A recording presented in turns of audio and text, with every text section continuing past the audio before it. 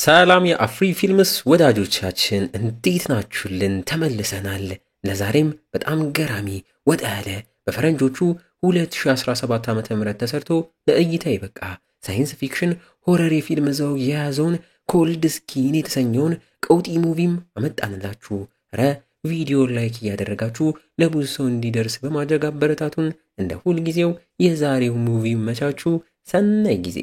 ሙቪውም የሚጀምረው አንድ የመንግስት አካላት ለአየር ትንበያ ምርመራም በደቡባዊቷ ፓሲፊክ ውቅያኖስ ላይም በመርከባቸው ሲጓጓዙም እያሳየን ሲሆን ለዚህም ጥናት የተመረጠው ዴቪድ የተባለ የአየር ተንባዮች መረጃ ሰብሳቢም በቀዳሚነት ይህም ምርመራም ለሱ በውክልናም ተሰጥቶት ውቅያኖሱም ላይ የምትገኝ ራቅ ያለች ደሴት ላይም አምርተው ለአንድ ዓመት ዴቪድም እዛ ቆይቶ ሙሉ የአየር ሁኔታውን እንደሚመዘግብም ለዛም ተልእኮም ተሰጥቶት ለአንድ ዓመቱ የሚሆነውም አስቤዛን ሸክፎ ጉዞ ከሌሎች መርከበኞች ጋርም ወደ ደሴቷም አድርገው ደሴቷም ላይ ደርሰው ሲወርዱና ደሴቷንም ሲያዩት ምንም አይነት ሰው፣ እንስሳ፣ ወፎች ራሱ ቦታው ላይ እንደሌሉም እያዩ ግራም ይጋባሉ። በመቀጠል ያመጧቸውን ዕቃዎችና አስቤዛዎች ለዴቪድ እየተሸከሙም ያደረሱለት ደሴቷም ላይ እኛም ከአንዲት ትንሽዬ ቤትና መብራት ማብሪያ ተብሎ ከላይ ከፍ ተደርጎ ከተሰራ ቤት ውጪ ምንም እንደሌለም እያየን ከዚህ በፊት ለአንድ ዓመት ታዲያ ይህንኑ ጥናት መረጃ እንዲሰበስብ የተላከ ሮበርት የተባለም ሰው አንድ ዓመት ሞልቶት ተልእኮውንም ስለጨረሰና በዴቪድ ሊተካም ስለሆነ እሱ ሲኖርበት ወደ ነበረችው ትንሽዬ ቤት ቢገቡም ማንንም እያጡ ቤቱም ዝብርቅርቅም ስላለ ግራም እየተጋቡ የመርከቧ ካፒቴንም ሮበርት ምናልባት የመብራም ማብሪያው ቦታም ላይ ይሆናልን ብሏቸው ጊዜ ሳያጠፉም ወደዛም ያመራሉ።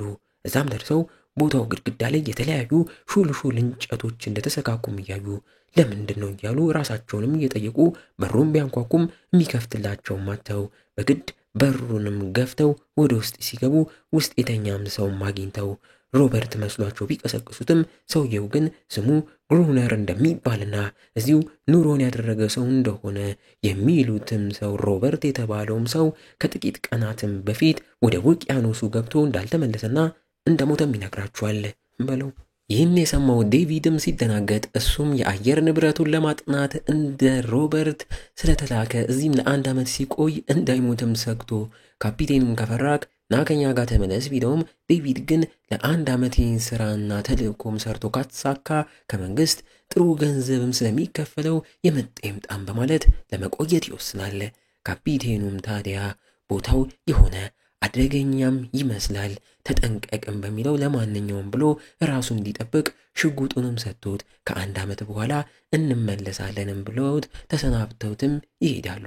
ዴቪድም የበፊቱ ሞት የተባለው የአየር ንብረት መዝጋቢው ሮበርት ይኖርባት የነበረችው ትንሽዬ ቤትም ገብቶ ሙሉ ቤቱን አስተካክሎም ሲያስተካክል ከቆየም በኋላ በመሃል የሮበርትን ዲያሪም አግኝቶ ከፍቶም ያነቧል።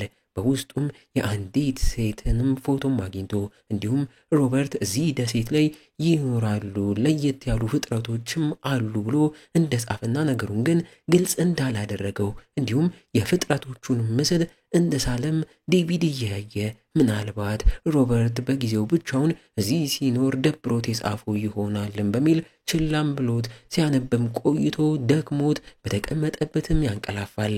በንጋታውም ወደ ስራም ገብቶ ተራራም ላይ ወጥቶ የአየር ንብረቱንም ሲመዘግብም ቆይቶ ሲወርድ ግራ የሚያጋባ ነገር መሬት ላይ ይመለከታል። በድንጋይ የተከበበ የባህር ውስጥ ቅርፊቶችንም አይቶ ትርጉሙም ሳይገባው ምናልባት እዛ መብራቱ ቦታ የሚኖረው ጉነር ይሆናል ይህን ያደረገውም እያለ ከርቀት በአጉሊ መነጽሩ ወደ መብራት ማብሪያው ቦታም ሲመለከት ከጉነር አጠገብ ሌላ ሰው ቆሞ የሚያየም መስሎት ተደናግጦ መልሶ አይኑን ጠራርጎም ለማየትም ሲሞክር ያ ሰው ተሰውሮበት ሰው ያየው መስሎኝ ነው በሚል ያልፈዋል። ማታም ላይ ትንሿ ቤቱም ሆኖ በስራ ተጠምዶም ሳለ የቤቱ በርም ይንኳኳል። ጉነርም መስሎ ታዲያ ማን ነው እያለ ዴቪድ እየተጣራ ፋኖስን ይዞ ወደ በሯም ቀረብ እያለ ሲጠጋ የሆነ የሰው የሚመስልም የማይመስልም እጅ በታች በኩል ገብቶ ሊይዘው ሞክሮ ዴቪድም ነገርየው ሰው ሳይሆን ሌላ ፍጥሩ እንደሆነ ማውቆ በፍርሃትና በድንጋጤ በፍጥነት ከቤቷ እታች ያለች ትንሽ መደበቂያ ውስጥ ገብቶም አጮልቆም ያያል። ታዲያ ፍጥረቱም በሩን ገንጥሎ ወደ ውስጥም ገብቶ ያፈላለገው ነቅቶበት እሱም በቀዳዳው በኩል ሲያየው ዴቪድ በፍጥነት በያዘው በዛው በቀዳዳውም በኩል በስለት ወቅቶት ፍጥረቱም እየጮኸ ወጥቶም ይሄዳል። በዚህም ዴቪድ ባየው ነገርም በርግጎ ይህን ፍጡር ካየ በኋላ ሮበርት ዲያሪ ላይ ያየውና የተጻፈው ነገር እውነት እንደሆነም እያረጋገጠ በፍርሃት ሌሊቱን ሙሉ ጨንቆት እዛችሁ ክፍል እንደተጠበቀም ሳይተኛም ያነጓል። በንጋታውም ሲነጋለት እንደዛው እንደበረገገም ወደ ውጭ ሞቶ ውጭውንም ሲያይ የሰው እግር የማይመስል ኮቴም ቀጥታ ወደ ውቅያኖሱም ሄዶ እንደገባም አይቶ ይባስ እየጨነቀው ወደ ጉነር ጋም ሊጠይቀውም አምርቶ ለካ ጉነር የሚኖርበት ቦታ ላይ ሹልሹል እንጨቶች ይሰካካው ለፍጥረቶቹ መከላከያ እንደሆነም አሁን እየገባው ወደ በሩም ተጠግቶ ስለ ፍጥረቱም እየጠየቀው ዛሬም እዛ ቤት ውስጥ ከተመለስኩ ማታ መጥቶ ይገለኛል፣ እባክህ እዚህ እንዳድር ፍቀድልኝ ቢለውም ጉነርም ሳይስማማም ሲቀር ዴቪድም ተበሳጭቶ እታችም ወርዶ ሲበሰጫጭ ጉነርም ከመርከበኞቹ ጋር መመለስ ነበረበት፣ ይህ ቦታ ለአንተ አይሆንም እያለ ቆሻሻ ውሃ እላዩ ላይ እስከ መድፋትም ደርሶ ያባረዋል። ዴቪድም እንደተበሳጨ አማራጭ ስለሌለው ፍጥረቱ ተመልሶ ከመምጣቱም በፊት ከመጣም ራሴን ልከላከልም በማለት የተለያዩ ሹልሹል እንጨቶችንም ትንሿ ቤቱ ላይ እየሰካካና እያጣጠረ የተለያዩ እንዲሁ ታዲያ እንጨቶችና መጽሐፍቶችን ፊት ለፊት አውጥቶ እያስቀመጠ ዘይት እየደፋባቸው ፍጥረቱ ሲመጣ ሰዓት ለኩሼ በዚህም አስፈራረዋለሁም እያለ እድለኛም ሆኖ ቤቱ ውስጥም ታዲያ አንድ ሳጥን ውስጥ ያለ የሮበርትን ጠበንጃም አግኝቶ በዚህም ፍጡሩን እገለዋለሁ እያለ ድፍረት ያገኛል። ግን ዴቪድ የማያውቀው አንድ ዱብዳ ዛሬ ማታም ይፈጠራል። እሱንም አብረን የምናየው ይሆናል። የማይመሽ የለም። እየመሸም ሲመጣ ዴቪድም የቤቱን ጥግ ይዞ በጭንቀት የፍጥረቱን መምጣት ይጠባበቃል። እንደፈራውም ከወደ ውጭም ለየት ያለ ድምፅ እየሰማ በድንጋጤ ወደ በሩን ተጠግቶ በበሩን በኩል አጨልቆም ሲያይ አንድ ሳይሆን በጣም ብዙ ፍጥረቶች ከውቅያኖሱ እየወጡ ወደ እሱ ቤት እየገሰገሱ እንዳለም አይቶ በርግጎም እያፈገፈገ በሩ ጋር ደርሰው ሊገነጥሉ ሲታግሉ እየተኮሰባቸው አንዳንዱን ሲገላቸው በተኩሱ ፈርተው ይሸሻሉ ቢልም ጭራሽ የራሳቸውን ፍጡር ስለገደለባቸው ንዴታቸውን ብሶ በኃይል መገንጠላቸውንም ይቀጥላሉ። ዴቪድም ወዲያው እሳቱን ወደ ውጭ ወርውሮ ዘይት ያፈሰሰበት ዕቃንም እንዲነድም አድርጎ ሊያስደነግጣቸው ይሞክራል። እሳቱም ቤቱ ላይም ይዞ ቤቱም የእንጨት ስለሆነም ወዲያው ሲቀጣጠል ፍጥረቶቹም እሳቱን ፈርተው እየሮጡ ወደ ውቅያኖሱም ይመለሳሉ። ዴቪድም ከፍጥረቶቹ ቢተርፍም እሳቱን ታዲያ ማጥፋት አቅቶ ተቃጥሎም ከሚሞት ጨርቅም ለብሶ በሩን ገንጥሎ እየሮጠም ወጥቶ ራሱን አትርፎ ራቅ ብሎም ይደበቃል። ታዲያ ሲተኩስ እጁም ተጎድቶ የቆሰለ እየደማም እንዳለም እያየን ዝናብ እዛው መዝነብም ጀምሮ እሳቱንም ያጠፋዋል።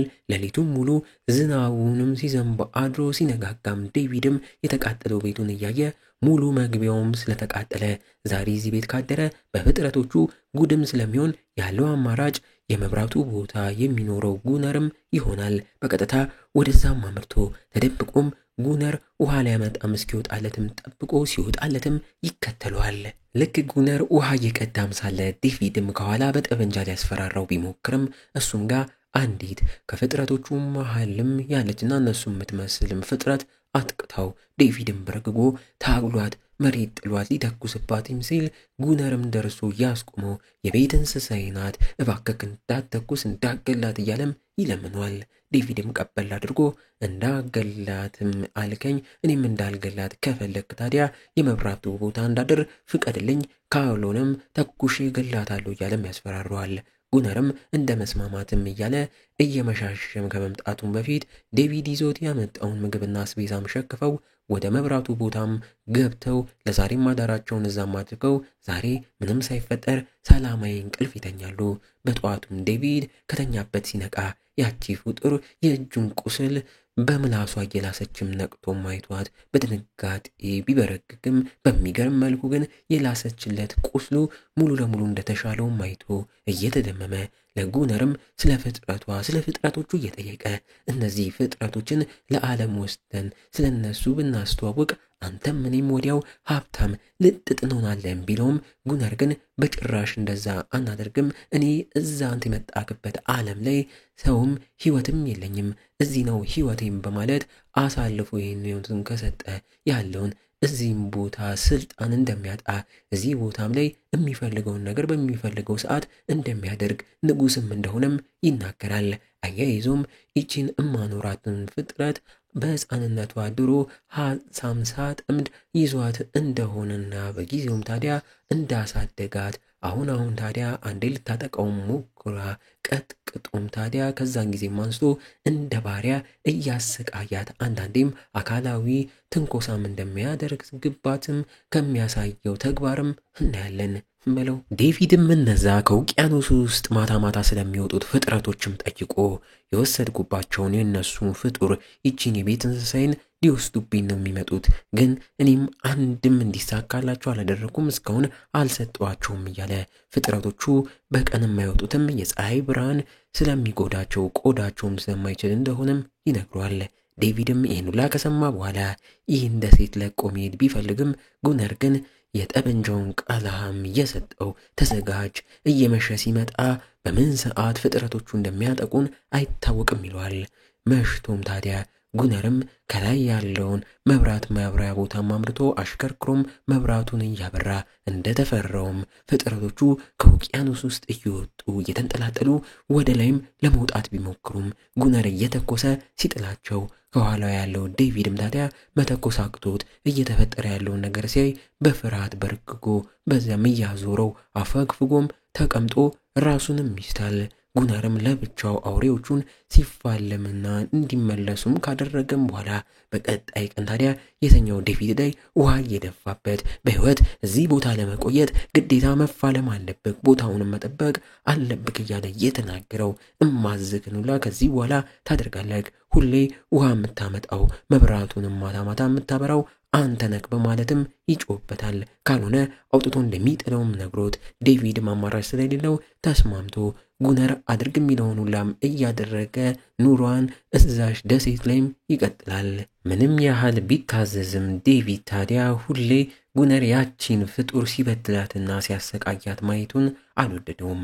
አንድ ቀን ታዲያ ምሽትም ፍጥረቶቹ ሲመጡ እንደተለመደው ከላይ ሆነው መተኮስም ጀምረው በአሁኑ ዴቪድ ፍጥረቶችን እየተኮሰም ሲገል ጉነርም አፈግፍጎም ገብቶ በሩንም ዘግቶበት ሆም ብሎ ዴቪድ በራሱ ብቻውን እንዲገላቸውም ያደርጓል። ይህንንም ያደረገው ፍጥረቶቹን መግደል በደንብ እንዲለምድ እንደሆነም እየተረዳን ጠዋት ላይ ታዲያ ነቅቶ በሩንም ሲከፍተው ዴቪድ በፍጥረቶቹ ደም ተጨማልቆ ሌሊቱን ሙሉ ሲገላቸው እንዳደረም ያሳያል። በዚህ መልኩ ኑሮ ለዴቪድ ከብዶም ቀጥሎ ቀን ጉነርን ሲያግዝና ሲታዘዝ ማታ ማታ ደግሞ ፍጥረቶቹን ሲፋለም እያደረ ይህ ቦታ ለሱ እንደ እስር ቤት ሆኖ ሞጫ ቀኑንም ይቆጥራል። በዚህ መሃል እንደሱ ታሳሪ ሆና እየተበደለች ያለችው ፍጡር ጋም ታዲያ ቀረቤታቸውም ጨምሮ የተለየ ስሜትና ሐዘኔታም ለሷም ይሰማዋል። ወዩ እሷም ማለትም ፍጥረቷን መናገር ባችልም ከዚህ ስቃይ አስወጣኝ ያለችው መሆኑን ይገባዋል። ስምም አውጥቶላት አናሪየስም ይላታል። ፍጥረቶቹም ከሰሞኑ እያጠቋቸው እንዳልሆነ ዴቪድም ታዲያ ክረምት እየመጣ ስለሆነ ምናልባት በዛ ሳቢያ ሌላ ቦታ ሄደው ነው ቢልም ጉነር ግን አይደለም አይምሰልክ፣ ኃይላቸውን እያጠናከሩ ነው፣ በቅርብ ኃይል ጨምረው ይባስ ያጠቁናልም ይሏል። በለው ቀናቶች እያለፉ አንድ ቀን ጉነርና ዴቪድም ሀገር ሰላም ብለው ቼዛቸውን እየተጫወቱም ሲያነጉት ጉነርም ታዲያ በጨዋታው ተንዘናግቶም የላይኛውን መብራት ማብራቱን እርስት አድርጎት ፍጥረቶቹም ጨለማውን ተገና አድርገው እየተንጠላጠሉ መውጣት ይጀምራሉ። በአሁኑም ታዲያ በጣም ብዙም ሲሆኑ እነ ጉነርም ታዲያ እንደማይችሏቸውም እያየን ድምፅ የሰሙት ጉነርና ዴቪድም እየተሯሯጡ መብራቱን ለማብራትና ራሳቸውን ለመከላከል እየሞከሩም እያቃታቸው ዴቪድ እላይ እንደምንም ሞቶ መብራቱንም ሲያበራ ጉነርም ታዲያ እግሩ ላይ ተነክሶ መራመድ አቅቶት እየተሳበ ለሁለቱም በቃ አበቃላቸው እያለን ሳለን እድለኛ ሆነው እየነጋጋ መጥቶ ፀሐይዋም ስትወጣ ፍጥረቶቹም እየተሯሯጡ ወደ ውቅያኖስም ይመለሳሉ። በዚህ መልኩ ነገሮች ሲረጋጉና ዴቪድም ሲተርፉ አናሪያም የጉነርን የእግር ቁስል እየላሰች ልታክመውም ስትሞክር ዴቪድም ውጪ ወጥቶ አካባቢውን እያየ እነዚህ ፍጥረቶችን ከዚህ በኋላ መመከት እንደሚከብዳቸውና ቀለሃም እያለቃቸው መሆኑን እያሰበ ከርቀት አንድ ትልቅ መርከብም አይቶ በደስታ ፍላየር ጋኑን እንዲያዩቸው ሊተኩስ እየተሯሯጠም ሲሄድ ሊተኩሰውም ሲቃረብ ይሄንን እያወቀው ጉነርም ደርሶበት መሬት እየጣለውና ፍላየር ጋኑንም እያስጣለው ማንንም እንዳይጠራም ያደርጓል። ወዮ ይህንንም እያደረገ ያለው ሰዎች መጥተው ዴቪድን አትርፈው ከወሰዱት እዚህ ስላለው ሚስጥር ዴቪድ ሄዶ ለዛኛው ዓለም እንዳይናገር እንደሆነም እየተረዳን አናሪያም ታዲያ እየተደበደበ ላለው ለዴቪድ ማዝና ጉነርን ልታጠቃ ብትሞክርም ጉነርም እየጮህባት አርፋ ዝም ብላ ቁጭ እንድትርም አድርጎ ሁለቱንም አርፈው እንዲቀመጡም ተናግሮና አዟቸው ይሄዳል። በዚህም ዴቪድ እየተበሳጨ ከርቀት ያየው መርከብ ቀስ በቀስ አይኑ እያየ ትቷቸውም ሲሄድም ያያል። አሁንም ቀናቶች እያለፉ ጉነርም ዴቪድና አናሪያን ከልክ በላይ እያሰቃየም ሲያኖራቸው በተለይ አናሪያን የሚደበደበውን ነገር ዴቪድ ምንም ስላልወደደው ራሱን ምንም ማድረግ ባይችልም በአሳ አጥንት ትንሽዬ መጫወቻም ጀልባ ቅርጽም ሰርቶም እንደ ስጦታም እየሰጣት ከጭንቀቷም ሊያወጣትም ይሞክራል። እሷም ታዲያ መናገር ባትችልም በምልክት እየመራች አንድ የተገለበጠች ትንሽዬ ጀልባ ያለችበት ቦታም ጋር ወስዳም አሳይታው እሱም ጀልባዋን ካየ በኋላ ጉነርን ሄዶም ስለ ጉዳዩም ጠይቆት ጉነርም ታዲያ ድሮ እንዲሁ ወደዚህ ደሴት በትልቅ መርከባቸው የመጡ ሰዎችም ትልቁ መርከባቸው ራቅ ብላም ሰምጣባቸው እነሱም በዛች ትንሽዬ ጀልባም ወደዚህ ደሴት ቢደርሱና ቢገቡም ማታ ላይ በፍጥረቶቹ ተገደሉም ሲለው እዛው ዴቪድ አንድ ሐሳብ ይመጣለታል። ሐሳቡም ውሃ ውስጥ ታዲያ መቅዘፊያ ብረት ልብስም ስላለኝ በዛ በጀልባውም አድርገን ትልቁ መርከብ የሰመጠበት ቦታ ማምርተን ወደ ውቅያኖስም ገብተን ሰዎቹ የነበራቸው መሳሪያዎችና ፈንጆች ቦምቦችን ካገኘን ይዘን እንውጣም የሚል ሐሳብ ያመጣልታል። ካልሆነ ታዲያ ፍጥረቶቹን የምንመከትበት ነገር ምንም የለንም ቢለውም ጉነር ግን ውቅያኖስ ውስጥ ገብተው እንዳይሞቱም በሚል ድፍረቱንም አቶም ይፈራል። ዴቪድ ግን በፍጥረቶቹ ከመገደል በሚል መሞከሩንም ደፍሮበት ቀጥሎበት እዛው ጀልዋን ሲጠጋግንም ቀናቶችም እየሄዱ አንድ ቀን ጉነርም ታዲያ አናሪየስና ዴቪድ አብረው እየዋኙ ቀረቤታቸው እንደጨመረም ተደብቆ ካየም በኋላ የቅናት መንፈስ ተጠናውቶት ሊነጥቀኝ ነው በሚል ዴቪድን ሊያስወግደው ያቅዳል በለው። ለዚህም እንዲረዳው በአንዴም ተነስቶ ዴቪድን ያመጣው ሐሳብ ላይ ተስማምቻለሁ፣ ግን አንተ ነህ እየዋኘክ ወደ ውቅያኖስ ውስጥ ገብተክ ፈንጆቹን ይዘክ የምመጣውን ብሎ ማሳመኖት በተጠገነችው በትንሿም ጀልባ ወደ ሰመጠው ትልቁ መርከብም ይጓዛሉ። የጉነር ሐሳብ የነበረው ዴቪድን ታዲያ በገመድ ካስተረም በኋላ ፈንጆቹን አምጣም ብሎም ብረቱንም አልብሶ ወደታችም ከላከው በኋላ እታች ደርሶ ልክ ፈንጆቹን አምጥቶም እንደሰጠው እዛው ለአውሬዎቹ ለፍጥረቶቹ እንዲበላም ትቶት ሊመለስ እንደሆነና እንደ ሁል ጊዜው አናሪየስን ብቻውን ባሪያው አድርጎ ለማኖር ነበር እቅዱ። ወዮ ይህንም ማያውቀው ምስኪኑ ዴቪድም አብሮት ወደ ሰመጠው መርከብ ጋም አምርተው መዋኛውና መቅዘፊያው ብረቱን ልብስም ለብሶ ወደ ውቅያኖስ ውስጥ ገብቶ እታችም ወርዶ የሰመጠውን መርከብ እያየ እድለኛም ሆኖ የወዳደቁ ፈንጆችንም አግኝቶ እነሱንም ከገመድ ጋም እያሰረም ሳለ በትናንሽ ውሃ ውስጥ በነበሩ ፍጥረቶችም ተገፍትሮም መሬት ይወድቃል። ልብሱ ብረትና በጣም ከባድም ስለሆነ መነሳትም ሆነ ለጉነርም ሳበኝ እያለ ምልክት መስጠትም ያቅቷል። ጉነርም ዴቪድ እዛው የሞተም መስሎ ትቶት ሊሄድ ሲዘገጃጅ ዴቪድ ግን እንደምንም የብረቱን ልብስም አውልቆ ወደ ላይ የዋኘ ሞቶ ራሱን ያተርፋል። የያዙትን ፈንጂም ይዘው ጉነርም እቅዱ ሳይሳካለት ተመልሰው ሙሉ ታዲያ የሚኖሩበት ቦታም ላይ ፈንጂውንም አጥምደው ለቀጣይ ፍጥረቶቹም ሲመጡ ሙሉ አጋይተው ሊገሏቸውም ያቅዳሉ። ቀጣይ የበረዶም ጊዜም ስለመጣ ፍጥረቶቹ አሁንም ሳይመጡም ይቆያሉ።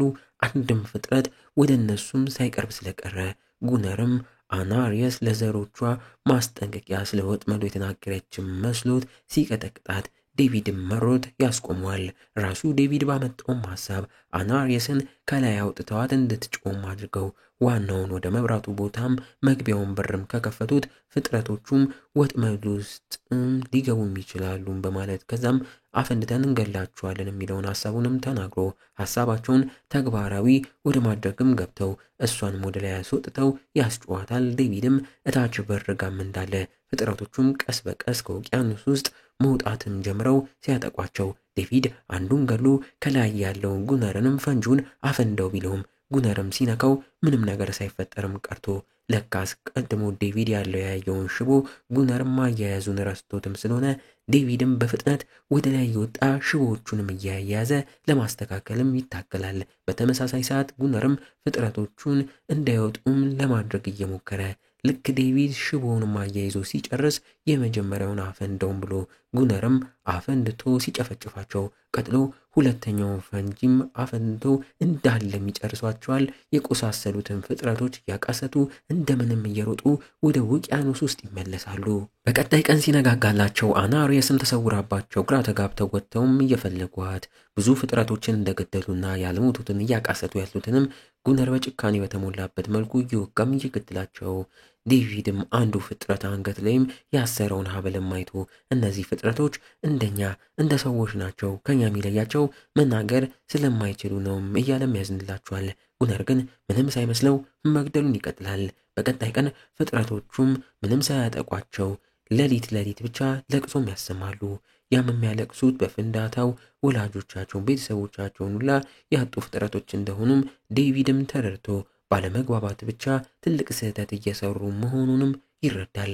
በቀጣይ ቀን ባህሩ መሃል ሁለት ቤተሰባቸውን በሞት የተነጠቁ ሕፃናትም ታዲያ ፍጥረቶችን እያየ አናሪየስ ከመጣችን በሚል በድንጋይ ክብ ቅርጽም ሰርቶ ያንን የአጥንት መርከብ ቅርጽም አስቀምጦ ቢጠባበቅም ሳትመጣም ትቀራለች። ተስፋም ቆርጦም ይመለሳል። አመሻሽ ላይ ጉነር በተኛበት ዴቪድም የሱን ፋይል እያየም ሳለ አንድ አስደንጋጭ ነገር ያገኛል።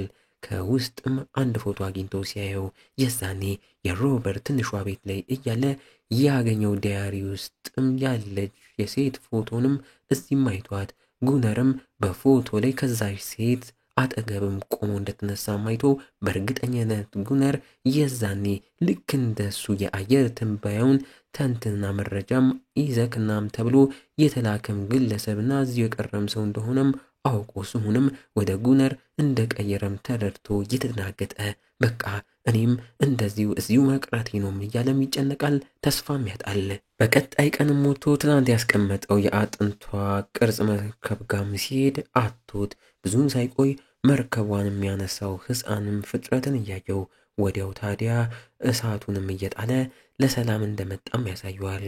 እዛው አናሪየስም ከሌሎቹም ጋም ደርሳም ታያዋለች። ዴቪድም ለሰላም ድርድር እንደመጣ እየተናገረ ፍጥረቶቹም እኛም ለልጆቻችን ደህንነት ስንል ሰላም ነው የምንፈልገው በሚል እያዩት እየተስማሙም ሳሉ ያ መርዝ ጉነርም ደርሶ ሰላም እያወረዱ እንደሆነ ማውቆ ሰላም ከወረዱ እሱም ስልጣኑን ስለሚያጣ በንዴት ሽጉጡን አውጥቶ እየደቀነ ዴቪድም ተው እንዳትተኩስ ማንንም እንዳገል ቢለውም እሱ ግን አናሪየስን ነይ ወደ እኔም ብሎም ያሳታል።